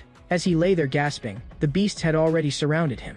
The female dark elf burst into mocking laughter. "Serves you right, you dared kill one of my people. I will make you beg for life and long for death." But before she could finish, the horse protecting its master struck her body with a powerful kick. Under the horse's repeated fierce attacks, the female dark elf staggered badly and actually began calling for help. The two beasts that had been about to finish off Turan immediately turned around and attacked the horse instead. Humiliated into a frenzy, the female dark elf viciously shouted that she would tear the horse to pieces. But just then, with a bang, a small stone pierced through her head. The body, no longer supported by its head, instantly collapsed to the ground. With the necromancy out of control, those beasts also melted into a pool of black water. Turan's lower abdomen was still cramping, and he was breathing harshly, only barely able to support himself on one knee. The horse walked over to his side and slowly drew near. Looking at it, Turan thanked it softly. If not for it, he would already have died just now. As night fell, the person protected by the horse finally woke up as well. But the moment he saw the scene before him clearly, he let out a startled scream. Meanwhile, Turan, sitting across from the campfire, did not even lift his eyelids. Only after his emotions gradually settled did he hesitate and ask Turan, "Who are you? Why are you here?" Turan looked at him and explained calmly, "I was the one who saved you from the dark elves." At that moment, the horse also came over to him and gently pressed close. The man immediately lit up with joy, stroked the horse's mane, and called its name, Tilly. Looking at the approaching horse, Turan also praised it. "It's clever. It knew to protect its master, and it even knew to drag you somewhere safer." After a few exchanges, Aziz gratefully told him where he came from. He was from the Burke family, and Turan also gave his own name. Not long afterward, Turan asked him, how had he gotten into conflict with the Dark Elves in the first place? Aziz said hoarsely that he had been traveling with his servants when that group had suddenly attacked them for no reason. He had long heard that other races were cruel, but he had never imagined they could be this cruel. At that point, tears began streaming down his face. After his emotions had stabilized a little, he apologized for losing control, saying that he had only fallen apart like this because he had lost the people most important to him. Turan asked, "Were they your family?" He shook his head. "No, they were the knights and servants who had watched me grow up and raised me from childhood." Turan paused slightly. This was a noble who actually cared about ordinary people. Turan asked again, "How many dark elves attacked you?" Then he added that he had already killed 2 of them. Aziz hesitated before saying, "That should be all of them." Turan closed his eyes and spread his senses through the surrounding area, searching carefully. Very quickly, he confirmed it. There really were no other dark elves nearby. Aziz asked Turan in a heavy voice, "Do you have some urgent mission to attend to?" Turan said he was simply traveling as well. Aziz did not understand. "Someone as strong as you should come from a great family, shouldn't they? Why are you traveling alone?" Turan shook his head and said he was not that strong. In that battle just now, he had only managed to kill one first with a sneak attack, and then fight the other head-on afterward. He had barely won only because that red horse had helped him. After saying that, he deliberately released his magic power. Puzzled, Aziz released his own magic power as well. The moment the two forces met, Turan realized that Aziz was actually stronger than he was. If he had not absorbed the magic power of the 2 dark elves just now, Turan definitely would not have surpassed him. And Aziz was equally shocked. Someone who could take on 2 dark elf necromancers at once had magic power only equal to his? Could it be that his combat instincts were abnormal, or that his bloodline was too special? But what he found even harder to understand was why such a person still traveled alone. Looking at Turan, he said, "If you don't have a destination yet, would you be willing to join our Burke family? As long as you escort me safely back to my family, I will pay both for saving my life and for this escort all at once. Our Burke family are vassals of the great Abient family of the north, and for generations we have been enchanters who craft magical items. If you agree, we will custom make a perfect magical item for you." After that, they buried the dead retainers and knights one by one.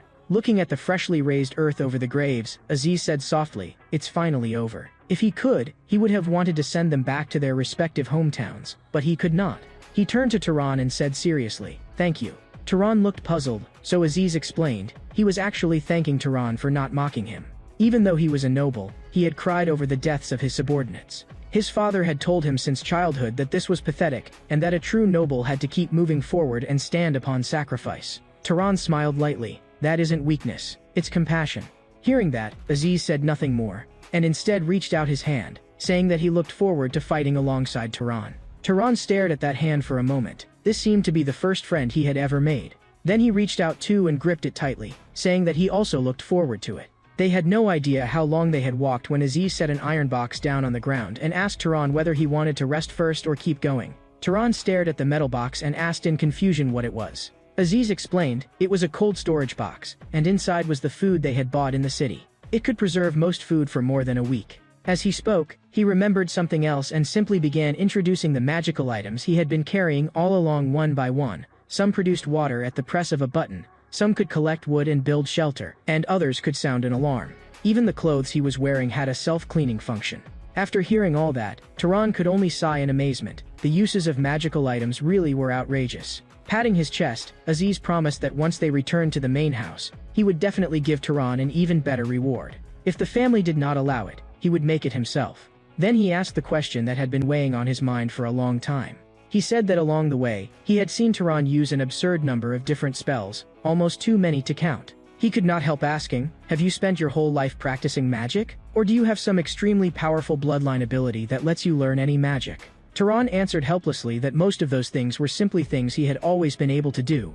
As for his bloodline ability, he himself was not sure. So Tehran reminded him, had they not agreed not to dig too deeply into bloodlines and family backgrounds? Aziz immediately looked awkward and said he had only been joking, and besides, a truly invincible bloodline could not possibly exist. After apologizing, he asked curiously again, that face of yours looks no older than 30, your actual age should be under 80, right? Tehran told him that in less than a month, he would turn 18.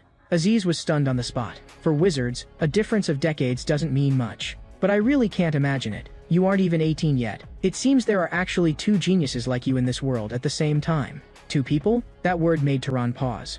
Aziz explained, the other one may not be at your level yet, or she may already have surpassed you. Her bloodline is absurdly strong. In any case, the other genius I know is my cousin. Hearing this, Tehran asked whether he could have that person make a magical item for him. Aziz immediately refused, because his cousin came from the main family, and was also the princess of Albion, and very likely might one day become the head of the family. And unlike ordinary wizard families, the heads of great families did not lightly pass their position to their own children. Because in a great family, there could be dozens of relatives of the same generation, and among them there would always be someone stronger than the family head's child. But among this generation, Misha had been born with the highest possible talent. After awakening her magic power, she needed only 10 years to master a vast amount of combat magic, and so gained the family's full support. Now, at almost 21, her status was already nearly equal to that of a core family member. After hearing that, Tehran could not help asking, with such magic power at such a young age, had their family held a funeral? Aziz nodded and said yes. After the great-grandfather of the main family died, his magic power had been devoured by Misha, though they had also received a share. Tehran understood completely, and asked no more. This was how great houses maintained their peak strength. Pointing ahead, Aziz told Tehran that they were almost there. Following the direction, Tehran looked ahead, and saw the docking plains, the central territory of Albion. Afterward, they entered a castle, a property of the Burke family. A middle-aged woman opened her arms and greeted them with a smile. My child, welcome home.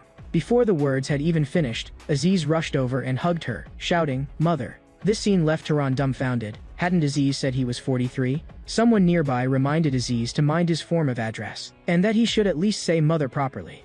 After they exchanged a few pleasantries, Aziz introduced Tehran to everyone, saying that Tehran had saved his life. Without Tehran, he would never have made it back. Aziz's mother immediately pressed him for details. That pilgrimage route should not have been so dangerous, so what exactly had happened? Only then did Aziz say that he had been attacked by dark elves. Aziz's mother's expression instantly turned cold. Those scum had dared lay hands on her child, and she immediately declared that she would gather troops and tear them to pieces. But another middle-aged man immediately advised, please calm down, my lady. After saying that, he turned to Tehran and asked which family he belonged to, but Tehran said it was inconvenient to say.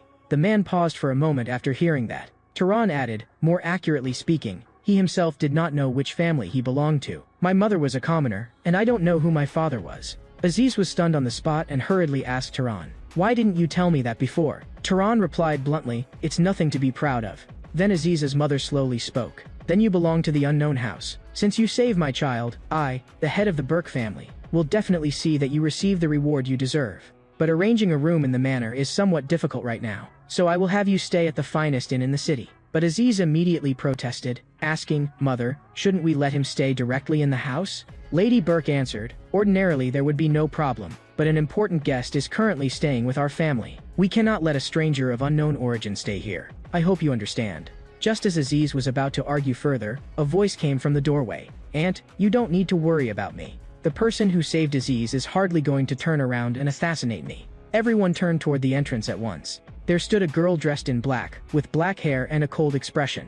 Seeing her, Aziz blurted out, "Misha, why did you suddenly come here?" Only then did Tehran realize that the girl before him was the princess of Albion Aziz had spoken of.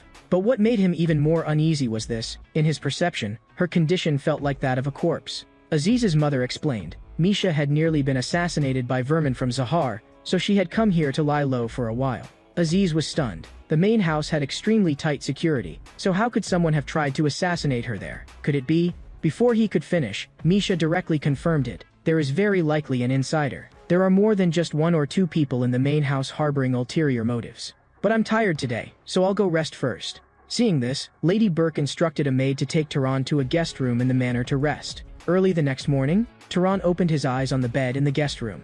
After getting dressed neatly, he stepped out of the room and began observing the corridor and the layout of the manor. Just then, a voice called out to him. It was Aziz, greeting him with a smile. "You're still as early rising as ever. What are you doing in the hallway by yourself?" Tehran pointed at the light on the wall and said that it seemed quite interesting. Aziz explained that it was a lamp made with magic, and that he sometimes made them himself as well. If Tehran wanted one, he could go fetch one from the storeroom. Tehran refused, saying he was only curious. Suddenly, a bolt of golden lightning burst outside the window, and the powerful fluctuation made Tehran freeze on the spot. As he looked out the window, Aziz said, "Misha is practicing magic. She's always this diligent." Tehran asked Aziz, "Is this the magic of the Albion bloodline?" Aziz nodded. "Yes, this is the Storm bloodline." Tehran even felt a flicker of envy in his heart. That talent was like the blood of a god. He could not help wondering just how powerful the head of Albion's family must be. Aziz asked Tehran whether he wanted to go take a look. Tehran was indeed curious, but for someone of unknown origin like him, getting close seemed inappropriate no matter how he thought about it. Aziz, however, did not care at all. "What does it matter? You're not an assassin. I can vouch for you. And besides, what I really want to know is, which of you two is stronger, you or Misha?" Only then did Tehran understand. Aziz's real purpose in bringing him there was to put him and Misha side by side and compare them. Aziz revealed a rather odd smile. There were some things he had kept bottled up for years. He had long wanted to see what it would look like when Misha was finally humbled. A moment later, Aziz called out to Misha ahead of them. Seeing the two of them approaching, Misha asked, "Aziz, and who is the person beside you?" Hearing this, Tehran briefly introduced himself. Misha asked again, "Then why have the two of you come to see me now?" At that, Aziz scratched the back of his head and explained, "Misha, it looked like you were practicing magic, right? So we wanted to join in. And besides, didn't we train together before?" Aziz's words seemed to remind Misha of something. "Oh, right. Back when we trained together, I learned a spell after trying it twice, while you spent a whole week on it and then ran off in tears afterward." Before the words had even finished, Aziz first turned to look at Tehran, not having expected that even Tehran would laugh at him. Then, with a helpless expression, he said, "Anyway, among all the people I've ever met, Tehran's talent is unmatched. How about the two of you have a duel and see?" At the word duel, Misha fell silent and looked at Tehran. Then a dazzling golden magic power gathered before her, and a deep blue light burst from her eyes. At that moment, Tehran raised his head and looked toward the sky, where golden thunder began to emerge from the dark clouds. It resonated with the magic gathered before Misha, as if the lightning in the clouds itself were under her control. The moment he sensed this, Tehran's expression changed sharply in shock, and in the instant Tehran's pupils contracted, the clouds in the sky dispersed. It was as if that terrifying presence had never existed at all. Yet beads of sweat slowly ran down Tehran's face. At that moment, Tehran's entire body was drenched in sweat from the shock of that aura just now.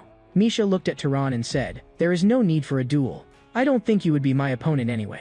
Aziz stepped in front of the two of them and said, "If we're talking about raw magic power alone, I admit Tehran really can't match you. But what is truly astonishing about him is his talent for learning magic. Even you probably can't compare to him in that kind of magical talent." Hearing that, Misha said to Tehran without the slightest politeness, "Since Aziz praises your ability so highly, then let us see what you are really capable of." Knowing full well that he could not defeat her in terms of magical strength, Tehran proposed, "How about each of us demonstrates a spell the other does not know? Whoever can cast the other's spell first wins." The moment those words came out, even Aziz felt it was a very good suggestion, so he asked Misha what she thought. Seeing this, Misha naturally agreed. However, as far as she knew, Tehran did not even know what his own bloodline magic was. If she used bloodline magic, that would be unfair, so she decided to exclude bloodline magic. And she also decided to demonstrate first. Under Aziz's puzzled gaze, a fresh young sprout emerged from the flat ground.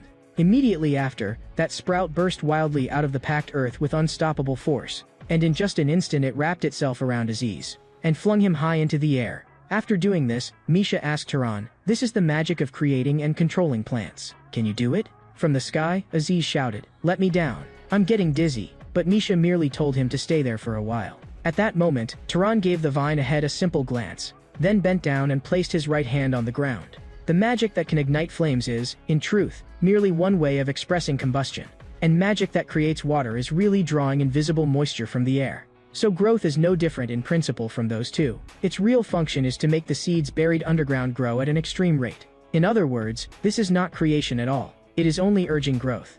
That made Misha slightly surprised. She asked Tehran, "From what you just said, it sounds as if you immediately understood the essence of the magic. Have you seen it before?" When Tehran said he had not, she let Aziz down and said, "I suppose even Aziz can be right sometimes. Then it is your turn. Let me see what exactly you can do." Misha's words made Tehran think for a moment, because he knew very clearly that if he used magic from the Zahar bloodline, it would be no different from seeking death. Then Tehran looked to one side again, as if recalling something, and stretched out his right hand toward a flower bed nearby. Before long, a rustling sound came from the flowers, and the source was a mouse, which quickly darted out from the flower bed. Seeing this, Misha said, "Only animal control? Of course not. This creature is only a material as well."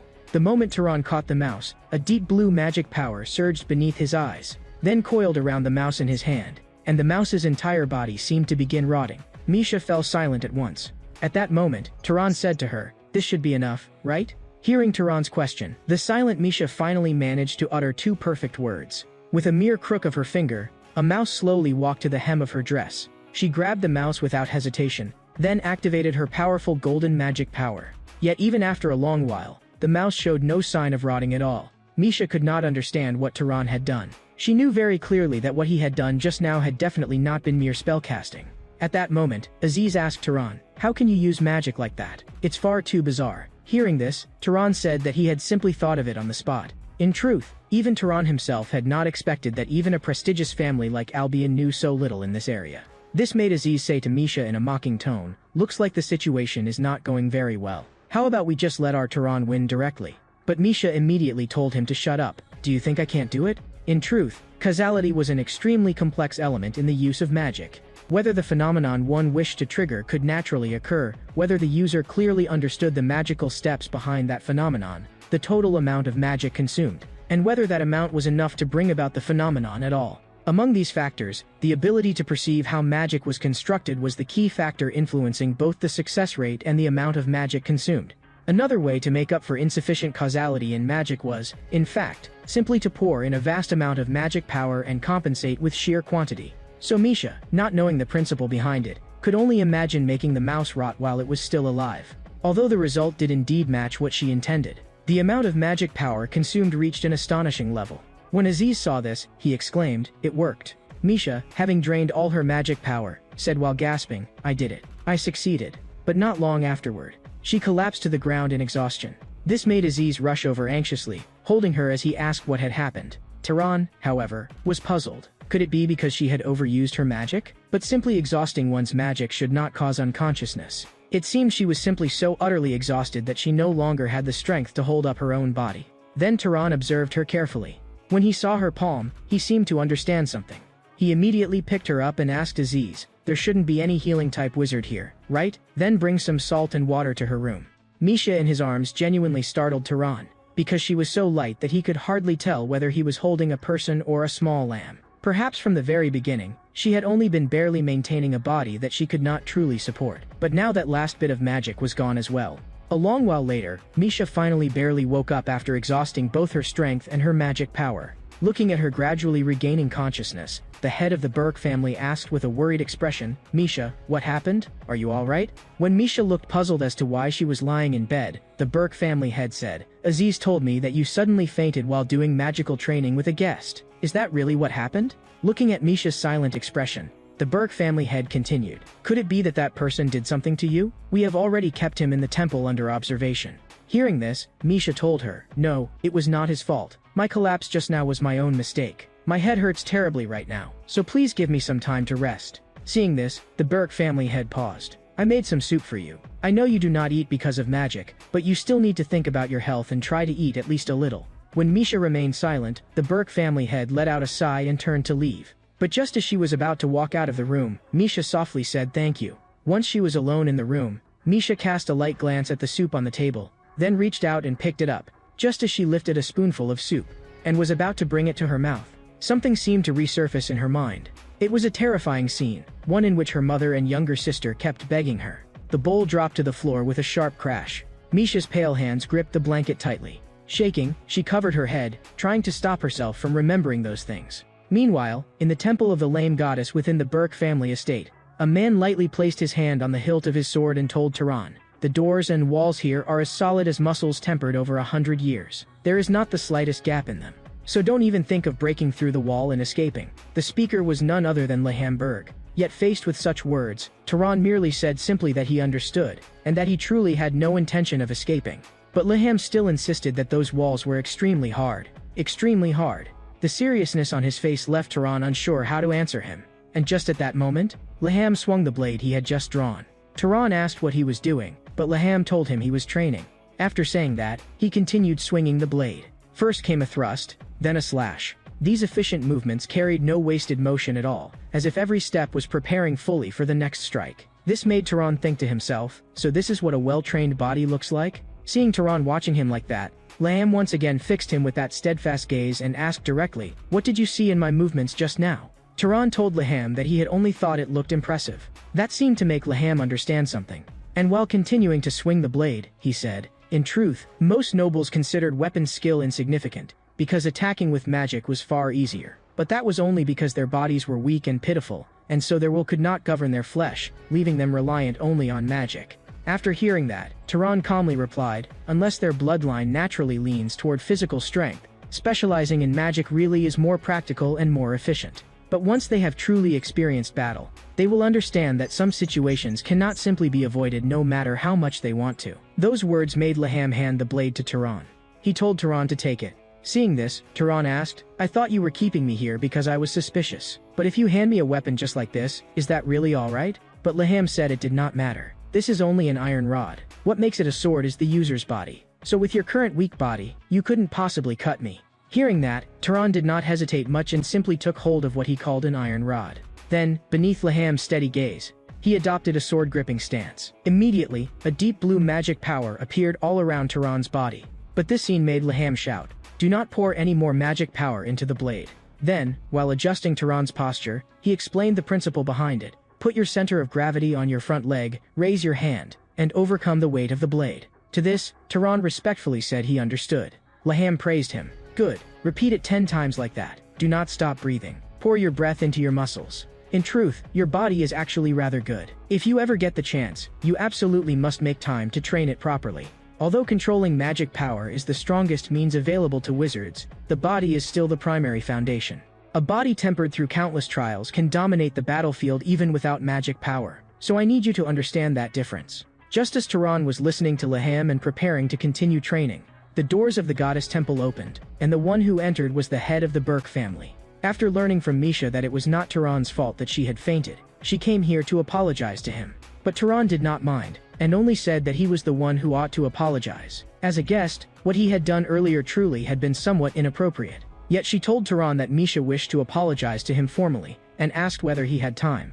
When he met Misha, she said that she had felt deeply sorry after hearing that he had been confined to the temple because of her, while Tehran said that this had only been a necessary process, and that he was simply glad she was unharmed. After hearing that, Misha did not dwell on it any further, and instead recalled the magic from yesterday. She asked Tehran whether that spell that made animals rot was some undisclosed bloodline magic, because the amount of magic required to use it was simply absurd. But Tehran told her that it was not bloodline magic. In fact, as long as she understood the principle behind it, she too could use it very easily. That made her eager for Tehran to teach her. She said that if Tehran told her the secret behind that spell, then in exchange she would also teach him one of the secret arts of the Albion family. Seeing her like this, Tehran could only agree. So Tehran explained to her the exact principle behind it. Not long afterward, she understood the secret. The root of that magic was actually a spell that strengthened living organisms, except that the target being strengthened was a kind of microorganism no one could see. But because Misha did not know of the existence of microorganisms, her efficiency in using it had been so poor, even though she had succeeded in the end, that had ultimately been nothing more than a brute force method. Although Misha had to admit that she fell slightly short of Tehran in magical technique, she still wanted Tehran to tell Aziz that it had been a draw, because she truly did not want to see that fellow become unbearably smug after winning. Seeing Tehran agree without hesitation, she then prepared to tell him the secret art she had promised in return. Immediately afterward, she picked up a comb, and gently ran it through her hair. When objects rub against each other like this, they begin to attract one another, and that is. Before Misha could finish, Tehran said the very thing she had been about to describe: static electricity. This genuinely surprised her. Had he already known? After standing there blankly for a while, she praised the secret art as quite profound, but said she had not expected Tehran to have already understood the mystery behind it, and so she found herself troubled over what secret art she could possibly teach him that he did not already know. After thinking for a while, she proposed that until Tehran had received sufficient compensation, he should train together with her. She made it clear that this was only to repay what she owed him, and not because she particularly needed him. Tehran agreed without hesitation. Then starting tomorrow, let's meet in the garden every evening. That night at dinner, the table was filled with a lavish spread of food. The Berk family had said that although it was not much, they must make sure to eat and drink their fill. This left Aziz, sitting beside Tehran, deeply puzzled. He did not understand why his mother had prepared something so extravagant. He had never seen such a display even on his own birthday. Someone who did not know better would think that the Lord of Albion himself had personally arrived. That made Tehran understand that this meal was by no means an ordinary one. Aziz's mother said, "Then let us continue their earlier topic. My son once promised a powerful magical item as the price for saving his life. So, Tehran, do you have any thoughts on what kind of magical item you would like?" Hearing her ask, Tehran told her that he wanted an item useful for defense. Although it was easy to use magic to harm others, protecting oneself was much more difficult. So if possible, Tehran wanted this magical item to have the effect of defending against sudden attacks. But those words made Aziz's mother pause. She said that although she had made similar things before, she did not currently have a ready-made one on hand. Aziz volunteered himself, but his mother rejected him directly, because she did not want the Berk family to be shamed by it. Another person nearby heard this and raised his hand to indicate that he could give it a try, saying that he had recently completed a commission from the main house, and so had some spare time at the moment. After hearing this, the Berk family head asked how he planned to do it. In response, he said that if the purpose was to defend against sudden attacks, then it would be best to make it into something that could be carried on the body at all times. So he decided to make the magical item into an ornament such as a ring, earring, or necklace, so that the defensive power within the bloodline could be triggered quickly. The only issue was that it would take a month to make. At this, the Berg family head praised him. Though deliberately showing off one's child may seem a little ridiculous, Mello truly is a highly skilled wizard. His craftsmanship is not far below mine. So in essence, this means it will be an item made over the course of a month by a wizard on the level of the head of a family whose line has produced magical items for generations. Hearing that, Tehran asked her gratefully whether this was not a little too grand. But she told Tehran that compared with her son's life, it was not grand at all. Then she told Tehran that for the next month, he was to remain with their family as a guest, and to stay here with peace of mind. Aziz praised him and said, "It seems mother likes you quite a lot. Last night before going to sleep, she also talked with me for a while, and much of it was about you. Your magical talent does not fall behind Misha's, and most importantly, you have never been lazy in your training. So mother wants to recruit you into our family. After that, she will definitely shower you generously with favors, then make you owe her, and finally introduce you to a pretty young lady. And that is one of the ways she tempts people." In fact, quite a few wizards join the Berk family in exactly that way. Aziz's words made Tehran feel that it would all be rather troublesome. But Aziz waved his hand and told Tehran not to worry about it. After all, the magical item is only a small gift meant to please you. Even if you accept it, no one will force you into marriage, because my mother is not that tasteless. Then he asked Tehran how he planned to spend the rest of the day. Tehran told him that he had promised to train with Lady Misha that evening. The moment Aziz heard it was in the evening, he immediately threw an arm around Tehran. He said that in that case, there was still plenty of time today. He told Tehran to follow him on patrol. Zavalin might not be the capital, but there were still many things here worth enjoying. When Tehran explained his own plan and said that on a day like this he wanted to stay in a corner and practice magic, Aziz grabbed Tehran by the collar and dragged him along, telling him that life was short, and he should enjoy himself while he could, friend. Not long afterward, they arrived at a casino. When he saw that Tehran had absolutely no interest in the place, Aziz began introducing one place after another to him. Just as he was enthusiastically telling Tehran about them, Tehran sharply noticed something. It was a sheet of paper posted on the wall. And the reason Tehran was drawn to that long illustrated poster was because the person drawn on it looked extremely similar to Cain, yet the expression was completely different. After that they came to a shop where a stage play was being performed. The story took place in a place called the Demon Desert by the warriors of Albion. There was a knight named Cain there, and after enduring an unimaginably difficult battle, he repelled all invading enemies with power that seemed heaven-sent. After hearing the story, Aziz clapped happily. He asked Tehran what he thought of it. In response, Tehran praised it as truly wonderful. It really seems Cain's humility is second to none. He once told me he was just an ordinary knight. That made Tehran look forward even more to meeting him again. When they met next time, he would definitely ask whether this story was true. Early the next morning, when Tehran had just opened his eyes, he silently stared at the scene before him. Laham was there as always, with that same steadfast gaze. He was squatting stiffly by Tehran's bedside. Did you rest well? When Tehran looked puzzled and was about to ask why he was here, Laham told him that yesterday he had already thought Tehran's body was quite promising.